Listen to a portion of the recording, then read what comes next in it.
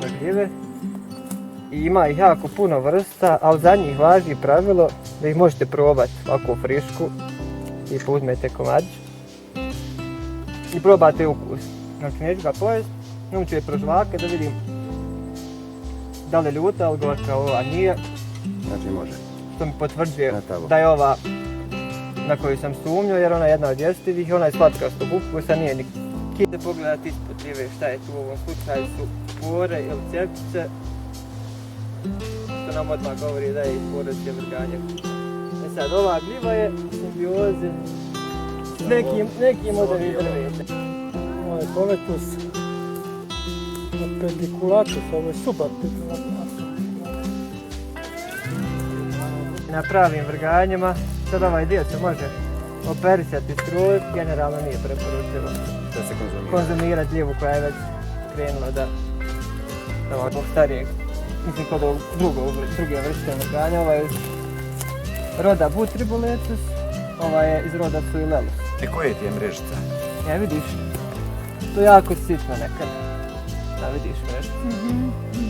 Znači ona Ona ima ko neke linije. Ja, zna padat do pola preko čitave drške.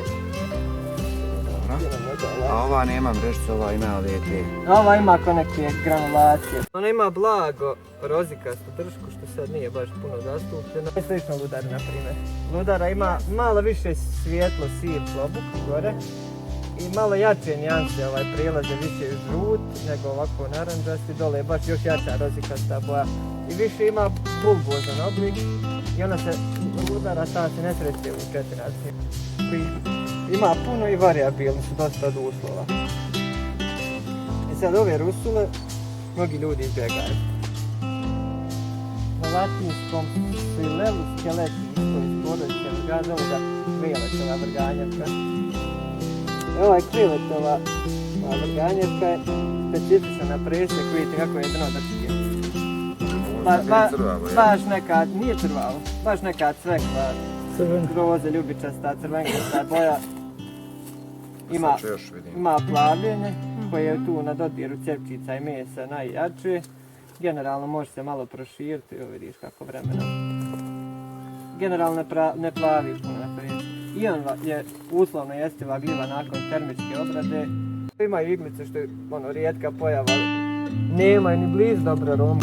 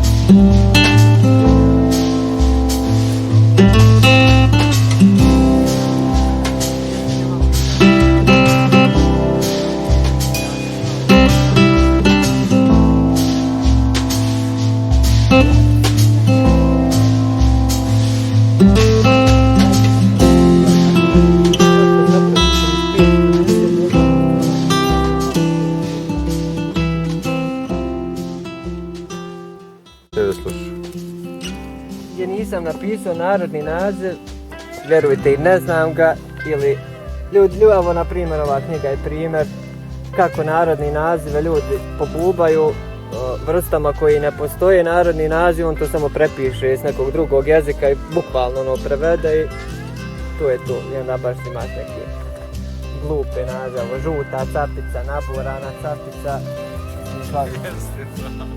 Razna, može biti žuta, može biti naborana, kovrčasta, kokica, baš neki naziv, zato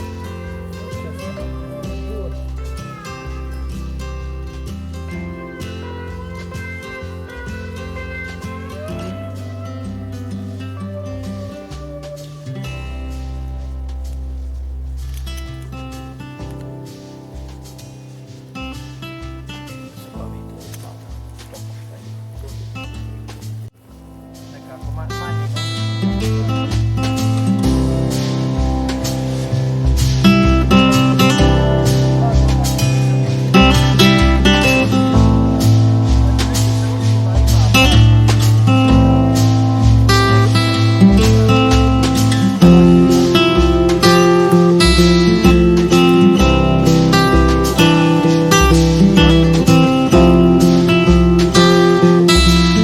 da to spadne prstom.